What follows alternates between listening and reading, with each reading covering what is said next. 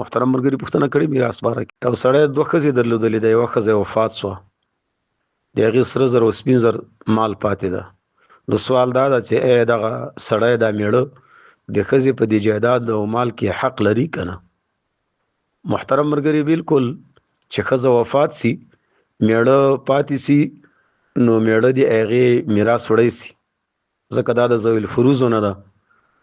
نو جایداد مال منقوله غیر منقوله چې څومره وي، کفن دفن د وصیت او د قرض نه وروسته چې څومره مال پاتې ده، اولاد لري نه لري، که اولاد درلوده میړه څلورمه حصه د مال وړي، او که چېرته اولاد نو نو بیا دغه میړه د دې خپلې ښځې په جایداد او مال کې نصف ده، نیمه حصه دا وړي. قرآن کریم کې الہ العالمین فرمایي ولکم النصف ما ترک ازواجکم ان لم یکن لهن ولد، که اولاد نه لري نو نصف، خو فإن کان لهن ولد فلکم الربوع مما ترکنا. نو که چېرته اولاد وو بیا خاوندان څلورمه حصه وړي، او چې اولاد نه نو بیا نصف نیمه حصه د میراث دا وړي.